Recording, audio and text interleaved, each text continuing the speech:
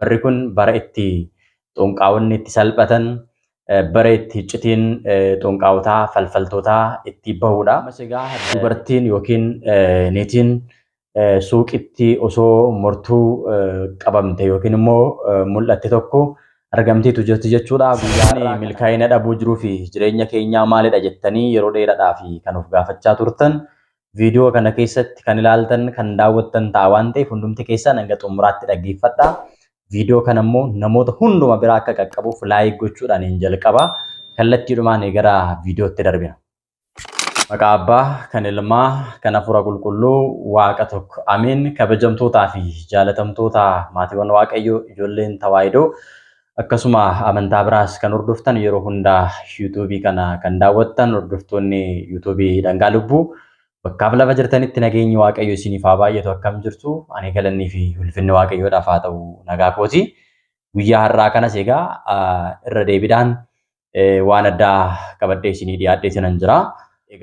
Barri kun bara itti xonqaawonni itti salphatan, bara itti iccitiin xonqaawotaa falfaltootaa itti bahudha.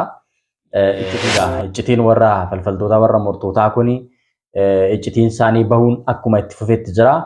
Ammas egaa dubartiin yookiin niitiin suuqitti osoo mortuu qabamte yookiin immoo mul'atte tokko argamteetu jirti jechuudha. Guyyaa har'aa kana wal qabsiisnee jiruu fi jireenya keenya keessatti dhoksaadhaan osoo nuti hin beekin maaltu raawwatamaa jira. Sababni milkaa'ina dhabuu jiruu fi jireenya keenyaa maalidha jettanii yeroo dheeraadhaaf kan of gaafachaa turtan viidiyoo kana keessatti kan ilaaltan kan daawwattan ta'a waan ta'eef hundumti keessan hanga xumuraatti dhaggeeffadhaa. Viidiyoo kana immoo namoota hunduma biraa akka qaqqabuuf laayik gochuudhaan hin jalqaba. Kallattiidhumaan gara viidiyootti darbina. ተመልከቱ ይሄንን ጉድ። ቢሮአችሁን ስከፍቱ፣ ሬስቶራንታችሁን ስከፍቱ፣ የንግድ ሱቃችሁን ስከፍቱ ጸበል አድርጋችሁ ጸሎት አድርጋችሁ አማትባችሁ ጀምሩ። ቤታችሁን ክፈቱ ምንለው ለዚህ ነው። ተመልከቱ እንግዲህ እቺ ሴትዮ ካጠገቧ የሚፎካከራት ሬስቶራንት አለ። እነሱን በንግድ ማቆም ሳይሆን በመተትና በድግምት ማቆም ነው የፈለገች። ዱንኩን አኩማ ኢላልተን ሱቂ ሬስቶራንት ያዳዳቲ በሪንሳ አኩማ ኢላልተን ጩፈሜቲ ከነን ጅሩ iddoon ishiin amma dhaabbattee jirtu kun dubartiin kun suuqii namoota kana fuuldura dhaabbatteeti kan ishiin jirtu. Beeksisa hojii kan ta'e kan laxxafamee jiru kaasaati kan jirtu. Karaa harka bitaatti immoo harka ishee bitaadhaan waa qabatteeti kan ishiin jirtu.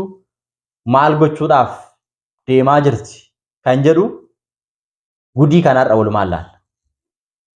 መተቷን ስትረጭ እንግዲህ ተመልከቱ እንግዲህ ይገርማል። አይ ጊዜ በጣም የሚገርም ነገር በርካቶች በዩኒቨርሲቲ ላይ ማለት ነው ትላልቅ ጎበዝ ተማሪዎች ከስመው የቀሩት በዚህ በድግምት በየስራ ቦታ ላይ እድገት ያገኙ ሰዎች ከስመው የቀሩት በዚህ በድግምት ነው። ስንት ምቀኛ አለ በጌታ ስም። ምን አለ እንኳን እስቲ በራስሽ ህይወት በስራሽ ጥረሽ ብታገኝ ምን አለበት የነሱን ህይወት ሰልበሽ ከምታገኝ። ተመልከቱ ከዚህ በኋላ ግን ስትማሩ ሁሌም ነገር ምግብን ስትበሉ የጤፍ በዋቃችሁ ስከፍቱ tokkoon suuqii hundumatti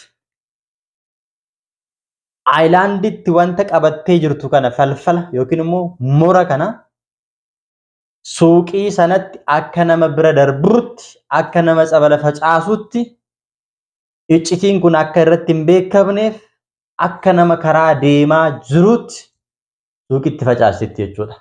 Yeroon kun yookiin ganama barii osoo namni hirribaan ka'in osoo namni suuqii isaa hin banatin osoo namni hojiitti hin bahin ta'a. Egaa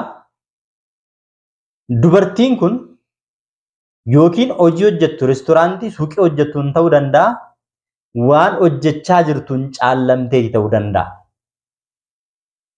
Amma garuu ishiin tooftaan ishiin fayyadamaa jirtu hojjettee dafqitee buutee baatee bakka yaadde sana gahuu irra falfala kana fayyadamtee mura kana fayyadamtee xonqolaa kana fayyadamtee warreen ishee bukkeetti hojjechaa jiran isheedhaa gadi akka ta'an ofiimmoo akka caaltuuf dabalatammoo galii isaan argatan gara isheetti akka naanna'uuf gara isheetti akka deebi'uuf gochaa kan ishiin jirtu.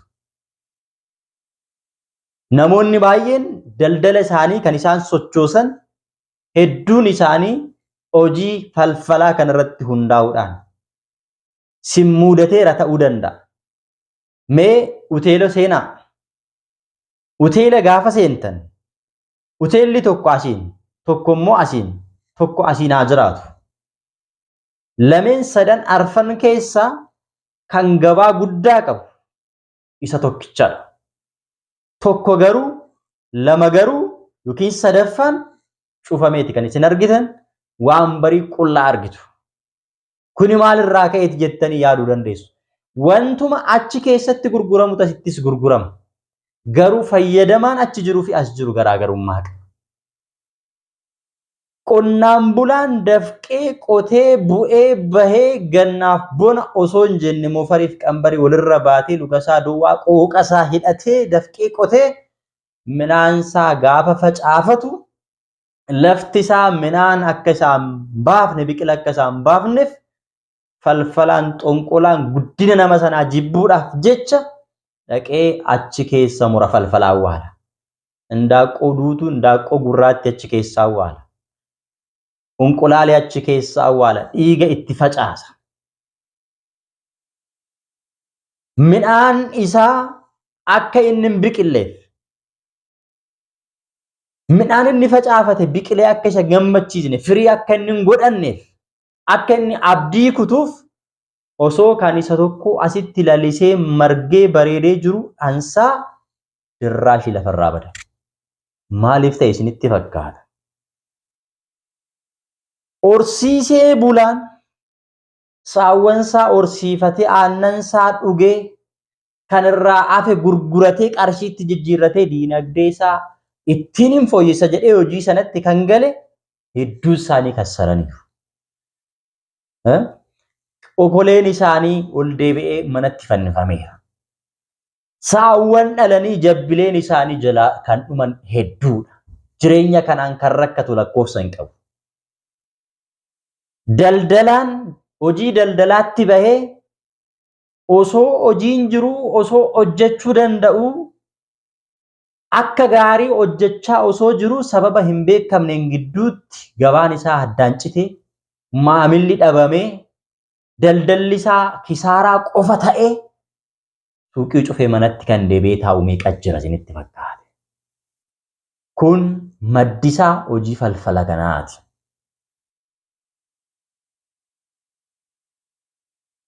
Barataan baratee qabxii guddaa fidee yuunivarsiitii irraa saqaayii ta'ee bahee hojii dhabee manatti deebi'ee kan taa'u karaarra kan deemu kan maraate kan joonja'ee manatti hafe manaa bahee kan deebi'u wallaalee kan deebi'u dadhabee achiin iyyaafatamee dhabame kan boolla bu'ee lubbuun isaa darbe kan finyootti of kennee ofiisaa of ajjeese lubbuu isaa irratti kan murteesse lakkoofsa hin qabu. Yaada har'a namni akka hojjetetti argachaa jira. Akka baratetti waan hojjeteen itti milkaa'aa jira jedhaa yaada. Maal inni maddi waan kanaa yoo jettan kunoo falfaltoonni bifa kanaan mandara keessatti magaala keessatti hojii isaanii taasifatanii faca'anii tamsa'aniiru. Kanatu jireenya nama dhorke. Kanaafidha manni kiristaanaa keenya yeroo hunda osoo manaa hin bahin gaafa manaa baatan balbala gaafa bantanii baatan afurri hamaan sa'aatii 24 guutuu yeroo inni isiniif faca'u hin beektan waan ta'eef of mallatteessaa maqaa waaqayyootiin mallatteessaati daandii keessan isa diinni dukkaneessuudhaa ka'e sana ibsaa kan jedhamuuf kanaaf. Hojii keessan gaafa eegaltan qonna keessan gaafa eegaltan daldala keessan gaafa eegaltan daandii deemsa keessanii gaafa eegaltan maqaa waaqayyootiin eegalaa. Maqaa waaqayyootiin jalqabaa kan jedhamuuf kanaafidha. Maaddii isiniif dhiyaate uffata uffattan waan hunduma irratti jireenya keessan keessatti maqaa waaqayyoo dursiisaa kan jennuuf kanaaf. Dinni karaa adda addaatiin boolla nuti itti kufnu nu qopheessa. Sansalata diriirsa, marabiisaa diriirsaa bula. Galgala gaafaati hojii ooltee dadhabdee raftu inni siif hin rafu. Dallaa kee jala naanna'aa bula. Mana kee jala sissaaba mana kee jala naanna'aa bula. Gaafa ati dadhabeera jettee qolli ija kee walirra libsatu inni siif hin rafu. Kanaafuu kas rafuu hin dandeenye. Isa mul'atu isa mul'annes kan ati beektu kan hin beekne dhoksaan kan siif kaawame kan arguu danda'u. Waaqayyoon waammadhu kan jedhamuuf kana. Kana qofas miti. Hojii foonii isa nuti ittiin hojjannee milkoofnee qabeenya argannee abbaa qabeenyaa taanee abbaa konkolaataa taanee beekamtii biyya lafaarratti ittiin argannee ittiin dorgomnu miti. Hojii hafuurarratti diin karaa adda addaatiin hinaafaa jira. Har'a tajaajiltoonni meeqa mana kiristaanaa keenya keessaa kan bahan? Tajaajiltoonni meeqa eessatti ba'u? Uummata kan ni tajaajilu jedhamanii kan yaaddaman hedduun isaanii bataskaana keessaa kan ari'ataman. Hedduun isaanii kan sammuun isaanii darbee tajaajiluu osoo danda'anuu dhabamanii badan hedduu isaanii jiru. Boru iftaanis dhimma kana wal qabsiisuudhaan mana kiristaanaa keenya waan kanarraa qulqullaa'uu qabdi waan ta'eef wantoonni gadi baafnu hedduutu jiru. Naqa dadhabneerra baannee dadhabneerra amma garuu gadi baasna. Tajaajilaan tokko, faarfataan tokko, qeesiin tokko, daaqoniin tokko tajaajila isaatti uummanni yoo gammade, tajaajilli inni tajaajilu firii yoo buuse, asii immoo warri diinni irra bule sagalee isaa cufi. Gaafa inni waltajjiitti ba'e waltajjiirraa akka inni bu'uuf, waltajjiirraa akka inni baduuf uummata irratti kaasi. Gaafa inni waltajjiitti ba'e yaada isaa baay'isi. Akka inni dhufne hirribatti buusi jedhanii hafuura hamaa itti erguudhaan tajaajiltoota meeqa mana kiristaanaa keessaa baasaniif hedduu isaanii jechuudha. Ragaan qabannee dhiyaachuu dandeenya. Kuni maaltu isinitti dhufe isinitti fakkaata? Kunoo isuma kaleessa eengadda dubbachaa jirru har'as dubbachaa jirrudha kana kan gochaa jiru. Maaliif namni waan dafqee hojjetetti yoo jiraate? Maaliif obboleessi isaa waan dafqee hojjetetti boqonnaa argatee yoo bule? Hinaaffaa akkanaa maaltu fide? Namni hunduu amma barbaade addunyaa kanarratti fooqii isaa qabaatu, konkolaataa isaa qabaatu, wanta addunyaan kun qabdu hundi guutuun kan isaa yoo ta'e maal isaa godha silaa lubbuu isaa oolchuu hin danda'u. Namni muru, namni falfalu, namni hojii hamaa hojjetu, waaqayyoon kan faallaa hojjetu sila si'olii bu'aa. Si'olii keessatti wayii fudhatee deemaa qabeenya kana. Maaliif obboleessa isaa hiduun maaliif barbaachise? Maaliif hojii falfalaa kanarratti hirmaachuun maaliif barbaachise? Kanaaf jireenya keenya keessatti yeroo hedduu jireenya keenya keessatti yeroo hedduu jireenya keessan keessatti waa'ee maatii keessanii waa'ee ofii keessanii yoo yaaddan of jijjiiruudhaaf namni kutatee bahee hojjetee of jijjiiruu kan dadhabe iccitiin milkaa'ina dhabu dhala namaa kanadha. Namatu namarratti bineensa ta'e, namatu dukkana uffatee dallaa namaa jala deemu eegale. Kanaafidha macaafni qulqulluun namoota irraa of eegaa kan inni jedheef kanaafidha. Kanaaf ijoollee waaqayyoo yeroo hunda kadhannaatti cimaa. Dhuma irratti wanti ani akka ergaatti isinii dabarsu yoo jiraate namni kamuu tokko gaafa manaa baatanis gaafa mana keessanitti galtanis maqaa waaqayyootiin of mallatteessaatii jiruu fi jireenya kiyya keessatti diinni karaa adda addaatiin digimtiidhaan matatiidhaan kan natti ergamte hundumtu maqaa waaqayyootiin narraa hidhame jedha. Tokko lammaffaan immoo barii ganama gaafa lafaa kaatan kadhannaa keessan godhadhaa gara hojii kamitti deemuu dura tasa gara hojii keessanii kamiyyuu haa ta'u amma muddamtaniyyuu kadhannaa osoo hin godhatin manaa hin baqina. Fuula waaqayyootti jilbeenfadhaatii kadhadhaa. Ani hin beeku ati ni beekta. Ani diinota kiyyaa fi firoota koo addaan baasee hin beeku ati ni beekta. Kanaaf yaa waaqayyo warra halkanii fi guyyaa narratti yaadan warra narratti mari'atan akka nani kufuu fi boolla kan naaf qotan danqaa fuula kiyya fuuldura kan kaan yaa waaqayyo ati fuuldura kiyyaa kaasi. Mora falfala daba hojii diinaa jiruuf jireenya kiyya fooniif lubbuu keessaa baasi jedhaa kadhadhaa. Gaafa manaa baatan immoo humni hafuura hamaa digimtiif matatiidhaan karaa adda addaatiin kan natti ergamte uffannaa kiyyaan, maqaa kiyyaan, suuraa kiyyaan, qabeenya kiyyaan, maallaqa kiyyaan fuutanii kan natti deebitanii ergamtan maqaa waaqatiin narraa hidhama maqaa sillaasetiin si walitti hidhamaadhaan. Gaafa kana sinirraa hidhama amma barbaade namni jireenya keessan irratti digimti tonqolaa hojjetu.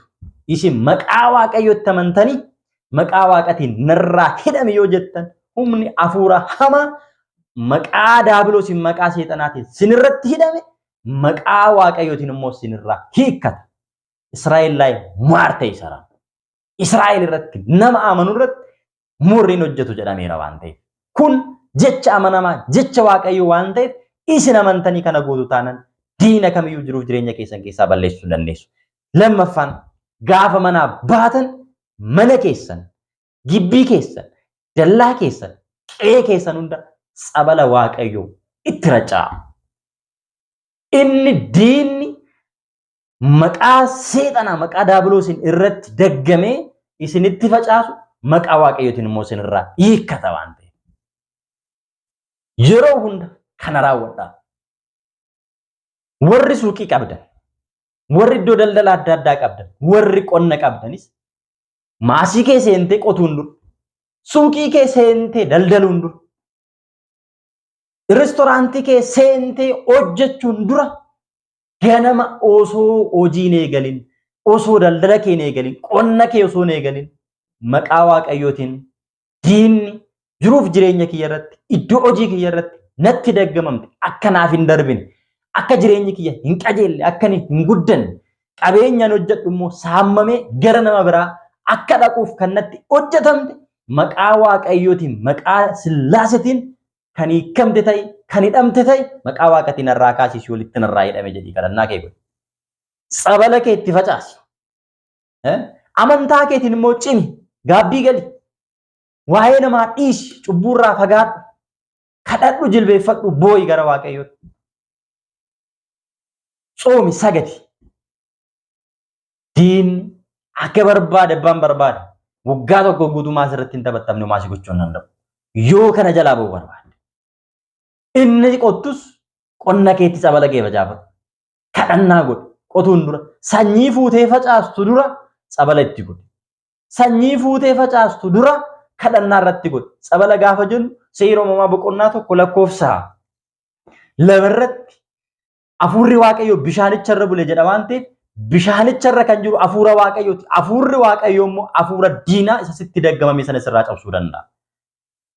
Macaafa raajicha Hisqeel boqonnaa 36 lakkoofsa 25 irratti ani bishaan taliila isinitti hin facaasa isin immoo xuraa'ummaa keessan irraa qulqullooftu waan jedhuuf isa xuraa'ummaa diinni daabiloosiin maqaa seexanaatiin taphattamee digimtiidhaan sitti dhufe immoo sirraa qulqulleessa waan ta'eef amaniitii sabala kee fayyade.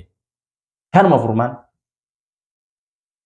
qonna kee gaafa qottu maasii keetti facaafadhu. Qonna kee gaafa qottu yaa Waaqayyo diinni osoo nan hin beekin akka naaf hin darbine sanyiin kiyya akka hin biqilleef maasii kiyya keessa waa awwaaluu danda'a, waa kaa'uu danda'a. Ati hin beektaa. Ati kan inni awwaale kana maqaa keetiin kan diigame haa ta'u. Ati narraa hidhi jedhe. Suuqii kiyya keessa kan jiru kan narraa awwaalame barrii fuuldura kan natti awwaalame ati narraa hiiki. Ati hiikuu dandeessa jedhii kadhannaa kee godhi. Fooniif dhiiga waaqayyoo fudhadhu. Jireenya kee murteessi waaqayyo wajjin jiraadhu. Kanaan ala diinni waa barbaade si gochuu hin danda'u. Egaa tajaajilaan inni tajaajiltus tajaajila kee irratti sitti ergama.